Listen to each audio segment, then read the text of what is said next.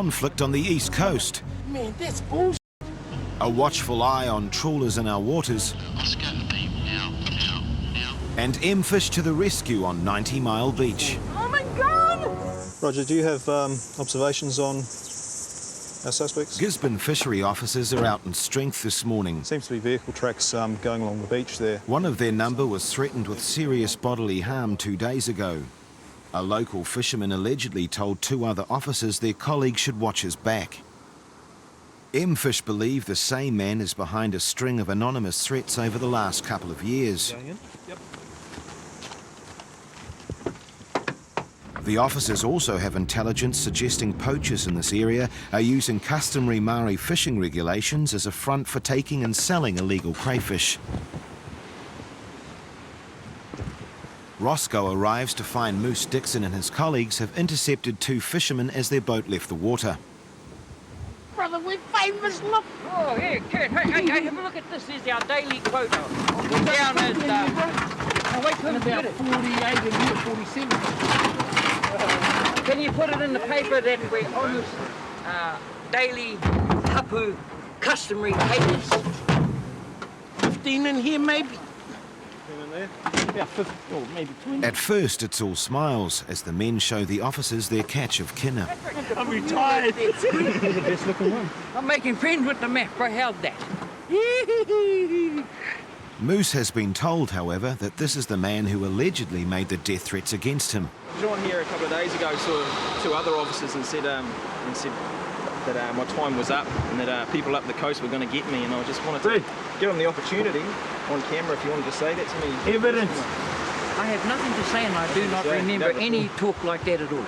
I'm in full compliance with the map. Yeah, no. But when are you going to back this up? Like, if it's some sort of death threat or something, I'm just giving you some sort of... Oh, nothing whatsoever, Mr. Dixon. I don't tell you that. Nothing at all? Nothing. Absolutely nothing. Yeah, so you didn't say it? No. But Moose is convinced that John is the one who's made the threats. Dixon, Ben, there's no need for you to go push yourself. Ben, just calm down. What are you forcing yourself on him for? What are you forcing yourself for? What for? We haven't done nothing. You're just harassing him. See, 'cause I was... Ben is a member of the Confederation of United Tribes of Aotearoa. They don't recognise the New Zealand government, the Ministry of Fisheries or its officers. It's how you approached him. John wasn't worried. It's your attitude and you approached him. Worried, That's just a lot of bullshit. That's a lot of bullshit. I'm part of this waka. That's part of my business. I'm part of the waka bit. That's part of my business. We've sorted it out, John. Okay? Yeah, but why force yourself on it? Benji, leave it. Man, that's bullshit. I'm doing the haka now, bro. Woo! Hey, forget about that, Vic. Let's just go home. I never threatened you once at all, Dixon. I always talk nicely to all of your people. And I've never threatened you. Ben, if you cast your mind back, I warned you at the wharf for interjecting when you weren't welcome. And I told you then to desist You were and cease. harassing Tom Waika. I was doing the job, doing a customary inspection, Man, you fellas and are I just warned you harassment, man. to stop obstructing me, okay? Do you recall that event? Man, you're just harassing, man. You see there's no crayfish in there.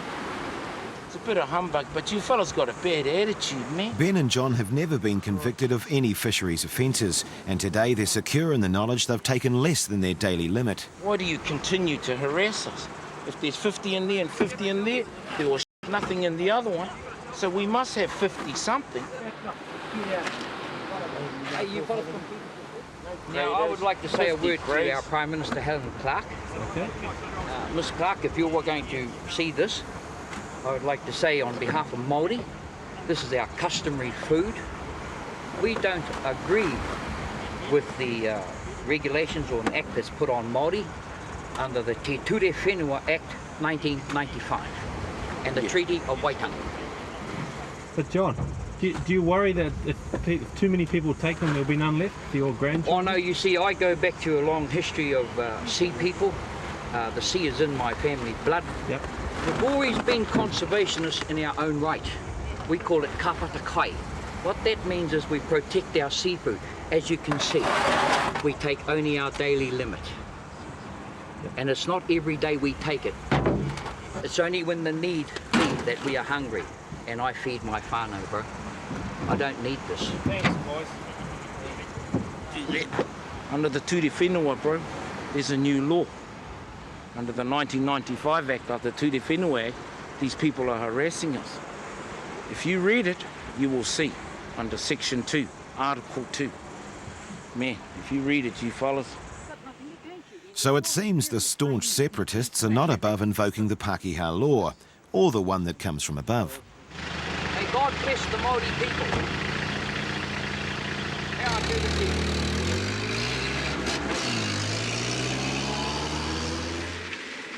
And so the Gisborne officers carry on as usual, no closer to finding out who's behind the death threats against them. New Zealand's vast economic zone covers 150 million hectares of ocean, containing fish stocks worth nearly $2 billion. The zone extends to the sub-Antarctic Ocean, where foreign ships pillage seafood like Patagonian toothfish, scampi and squid. Patrolling the zone by boat would be impossible, so fisheries enlist the help of the Royal New Zealand Air Force. The aircraft of choice, the P-3K Orion. The first line of defence against the devastation of our fishing grounds.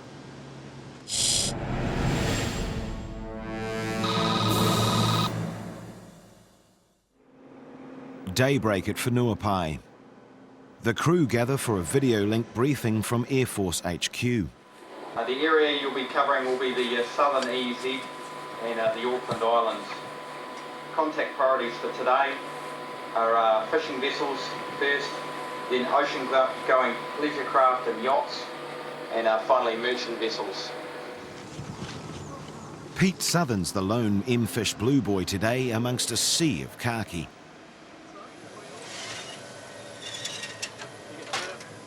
Capable of flying 7,000 kilometres at 700 k's per hour, the Orion's run down to the Auckland Islands takes 3 hours. Notice the area that we're going to is here down at the south, sub-Antarctic, and that is, we're expected to find probably about 8 to 10 vessels fishing in the squid fishery. Hopefully they'll all be playing the game and they won't be up to too much mischief. But that's something that we'll come across as time goes along. Down around the Auckland Islands, there's probably about 12 vessels in that area, and another maybe 8 to 10 further north towards the Snares Islands. Now they'll all be fishing for squid, and we'll be checking into their activities. For Flight Lieutenant Maren Fisher and her team, there's no let-up. I'm the navigator on the aircraft, so we are responsible for the position of the aircraft and fuel requirements. But we have inertials and GPS, obviously, that tells us where in the world we are, and we use the radar to determine positions of vessels that are out there that we're looking for. They're now about 1,000 k's from New Zealand. They've only got about 2 hours to locate and photograph 20 vessels, some of them up to 100 miles apart. They have to travel low and slow enough to get a good shot. Well, what we've got is we've got the radar contacts picked up by radar. Plot them on the chart, work out where they are, and we turn in there and we just go and have a look at them. And then once we go past, we'll record all the details and make sure they're licensed to be where they are. Close to the Auckland Islands are a couple of New Zealand-based trawlers, almost too close. They were fishing approximately 14 miles off the Auckland Islands. They are prohibited to go inside 12 miles, so they were given just a gentle reminder by radio from the aircraft here of their legal responsibilities. Where's the next target? Not sure, probably these ones here. Do those two over that left-hand side? Yeah. The target vessels are soon in sight. Stand by beam 32. Student confirmed is 300, 5 knots.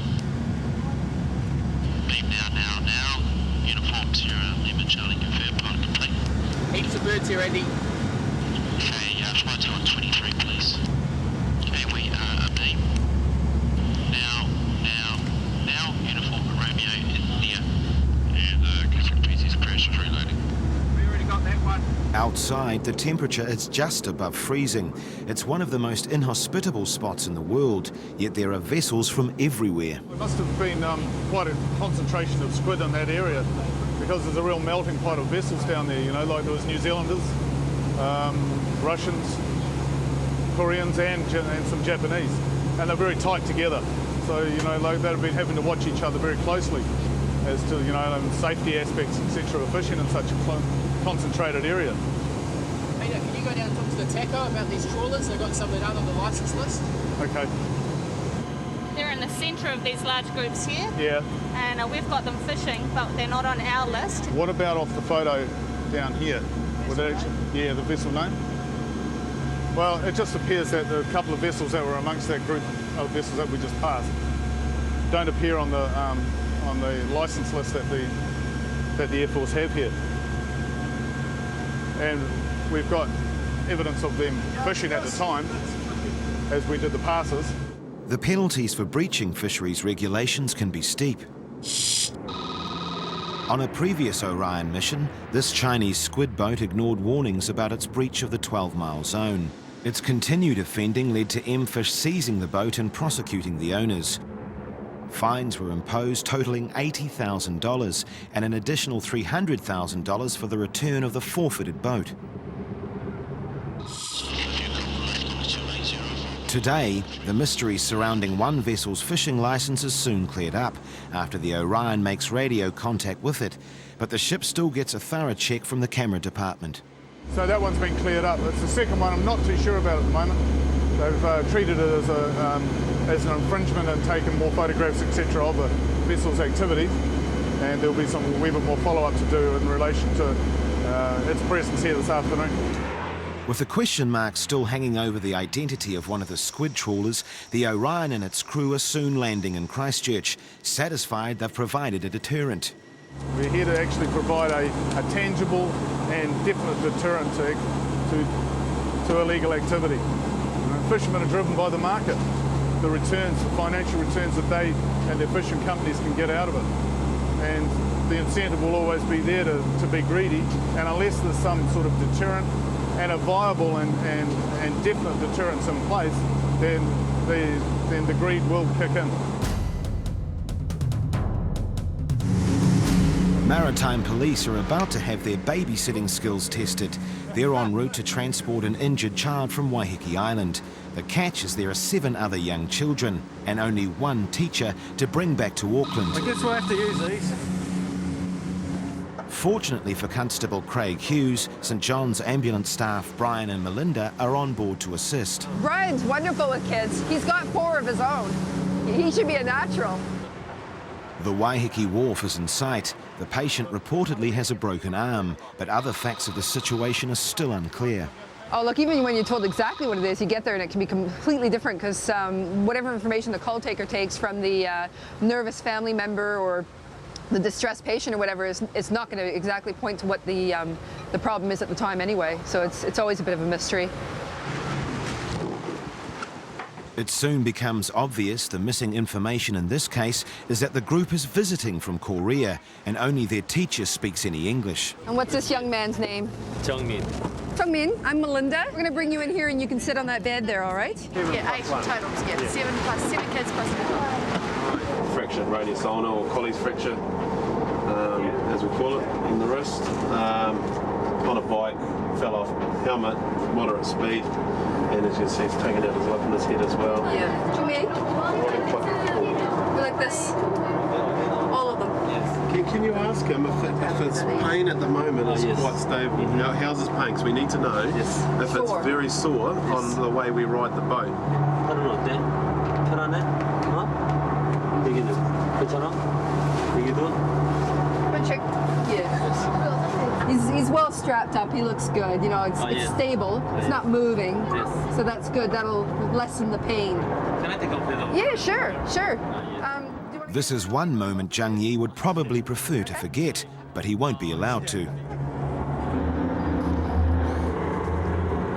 Yep. Thank you. You're welcome. Communication's not proving a problem for the rest of the kids.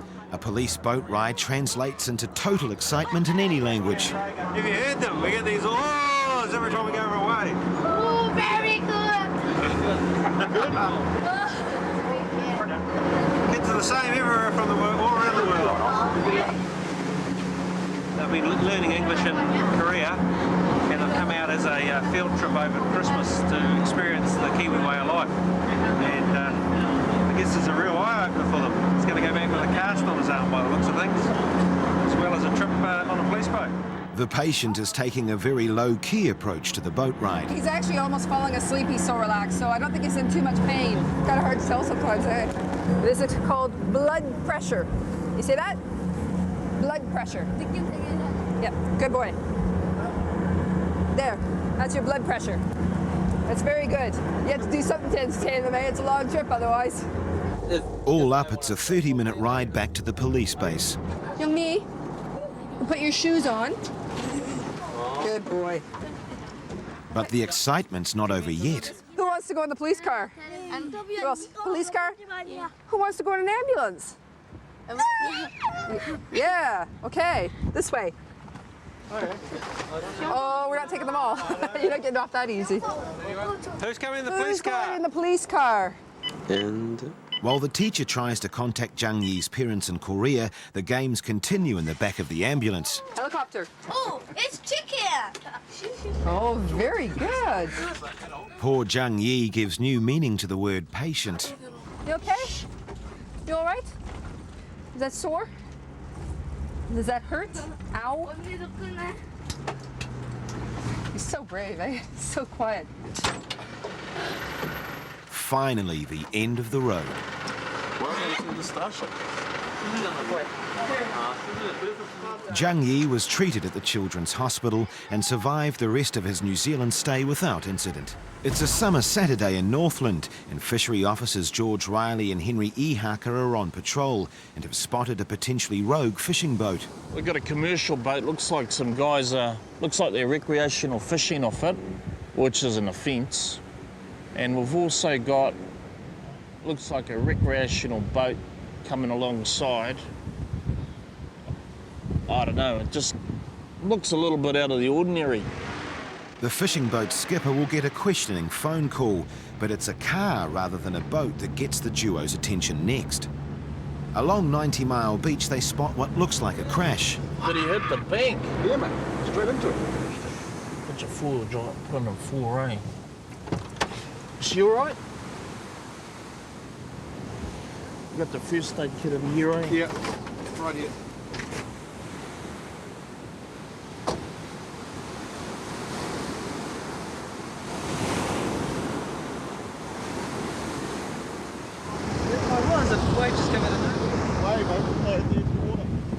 How do you feel? How you doing, lady? How are your eyes? Can you see much? Yeah, I'm fine. Okay. Well, tell you, can you stand up? Are you able to stand up? I can stand up. Okay. Well, how about you sit in our truck and just sit there for a little while and settle down a bit, eh? George and Henry want to get the couple medical attention quickly, but they're miles from the nearest hospital. Oh my God! It's all right, it's all right. It's all right, it's all right. It's just shock. Yeah, I'm sure it is. I'll tell you what, stand up and just sit in our truck for a little while. Out here in the cold, you'll get cold pretty fast, eh? It seems an unexpected wave hit the car, flipping it out of control into the sandbank.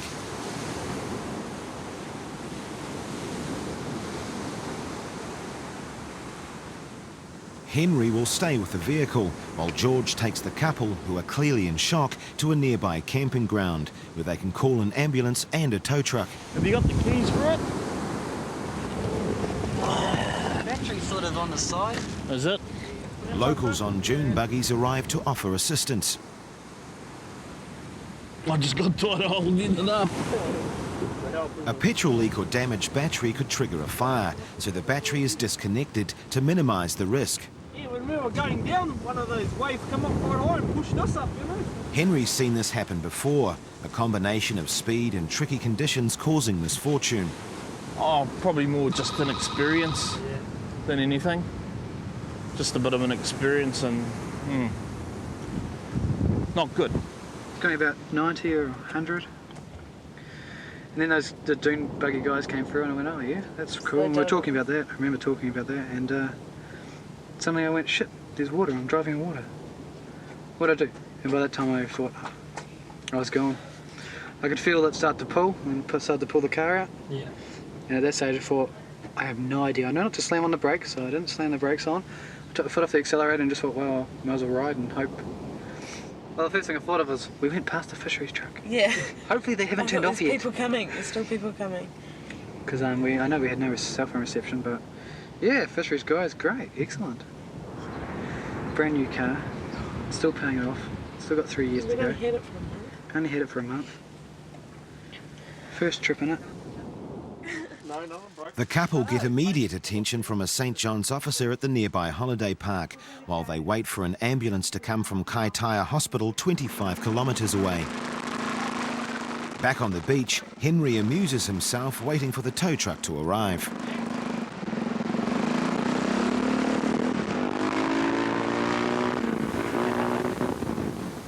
George is back in time to help the local towie, who's seen many cars swamped on this famous beach. Good deed over, the Northland duo use their local knowledge of beach conditions to drive safely home.